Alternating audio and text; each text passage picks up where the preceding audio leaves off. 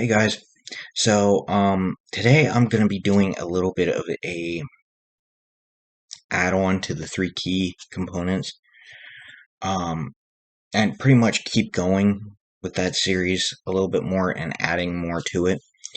So, to begin off, I'm going to state this information came from another person whom, quite honestly, I can't think of off the top of my head.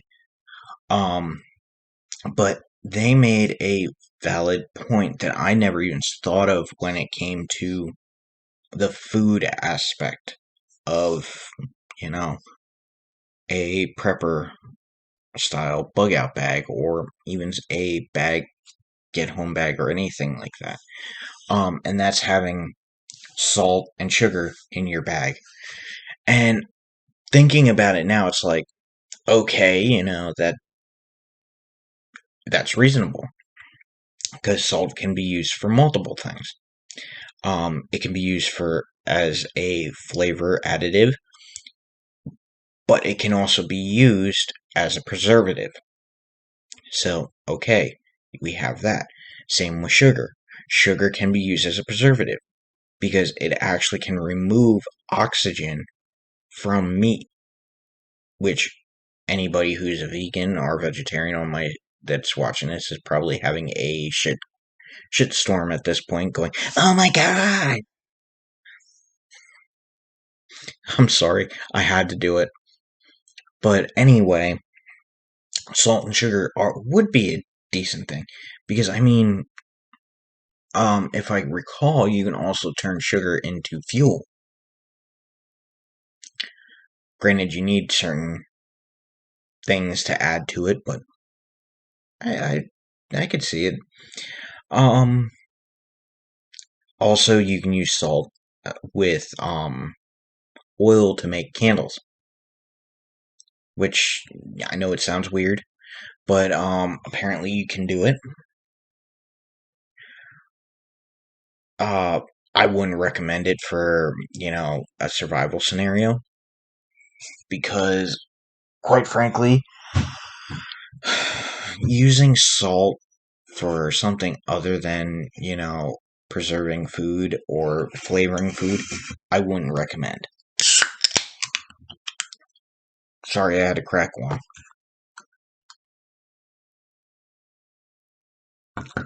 But anyway, then you have certain other things you can take with you that, again, never even thought of. For fuel source too, you could also use isopropyl alcohol, which most of you are going, what? Rubbing alcohol. You can actually turn that into fuel to use for, like, even if you don't want to have a fire and you're kind of like doing a under the radar style camping, you can still use that to cook with. Literally, you could take a soda can like this, and what you do is you cut it, or really, it's two soda cans. You cut them, and then you put the holes in. I guess it's called like a penny stove or something like that. Uh, I'm not familiar with them, so I would recommend looking them up. Um, there are many sources out there. I don't really know how to do it. I prefer, if I'm gonna be, bugging out, I'll just make like my brain doesn't want to work today. Um, I can't think of the name of it, but it's one of those fires that you can make where you actually dig a hole and then you go so far out, dig another hole, and then you attach both holes so that there's oxygen flow, but you can actually put the fire down in one of the holes. Um, if I'm gonna be bugging out or I'm gonna be, even camping, it works. It's actually a decent style of fire, and you can um recently watching Corporal's Corner too. he also gave some good advice to it too, adding, like taking the dirt and making a mound behind the fire to kind of disguise it, that the only thing you're going to be seeing is like the higher flames. That's it. Um, Granted, it's going to be casting light towards you then, but at the same time, people are going to see, a little bit of light flickering, and they could think, oh, well, it's a fire. Somebody probably threw something back there, and not even notice that you're camping there, especially in a bug out scenario. Another one that came to my attention was sleeping habits. One video I watched recently also gave me some ideas too, and kind of recommend them. Is changing your sleeping style from sleeping, all night and being up all day, to adjusting your sleeping habits to sleeping maybe a couple hours at a time, traveling for a bit, setting up camp, sleeping again. And like making most of your travels at night.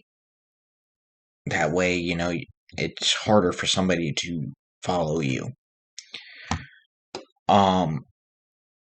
But one thing I have seen a lot of these other people state that, never really crossed their mind is, what if you have to bug out in the middle of winter? How are you going to do it? How are you going to survive? Well, as I probably stated in past videos, here recently, back in March, of this year, me and a friend, as well as my nephew, went camping at the end of March, and in the state of Pennsylvania, it was ridiculously cold. We actually there were well, each night it was actually below freezing. Which to us is ridiculously cold. To somebody from another state that it gets negatives, might not be so ridiculously cold. But what we did is we actually insulated our tent. Well, my tent, by actually covering it with a tarp, which surprisingly that's all we needed. Was covering it with a tarp and then putting a little propane lantern in there, and we had it going till about a certain time of night, and then we'd shut it off. We were actually very comfortable, especially the type of tent I have. I have a teepee tent, which pretty much performed very surprisingly well.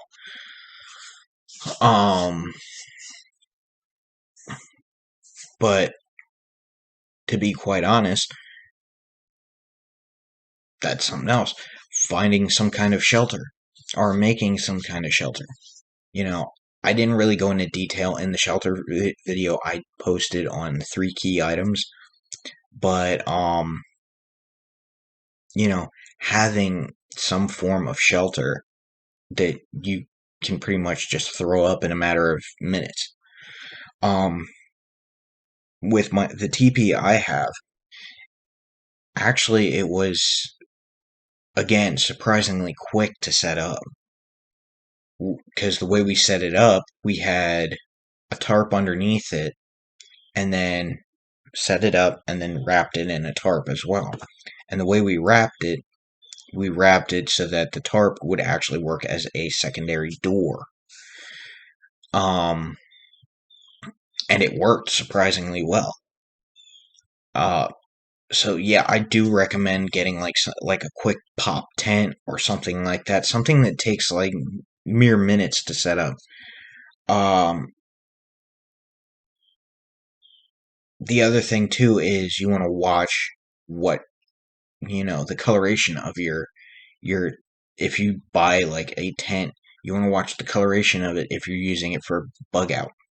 Like my tent, my TP tent, I actually have to cover that in a tarp if I'm going to be using it for a bug out scenario, because it is obnoxiously bright blue. And honestly, it's not my preferred color to use for a tent, but it was something I could afford at the time, and I just purchased it. And I mean, I bought a brown tarp to go with it, so it works.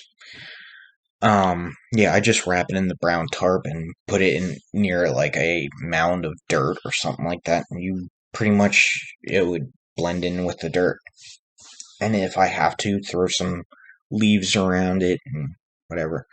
Pretty much, eventually, what I plan on doing with that is getting, and I know I'm getting into a little bit of a tangent here, but getting like one of those ghillie tarps and wrapping it in a ghillie tarp, that would also work, because you can actually add stuff to it to make it blend in more, and you really won't notice it.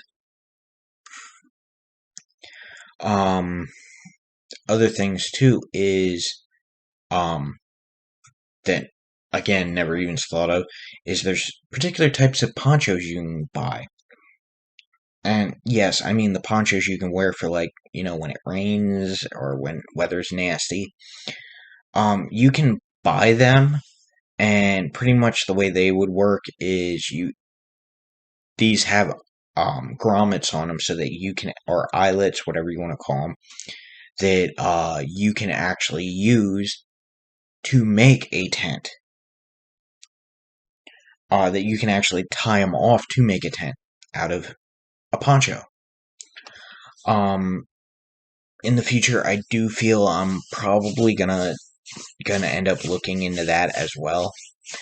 But anyway, hope you enjoyed the video. Please like and subscribe, and I will talk to you guys next time.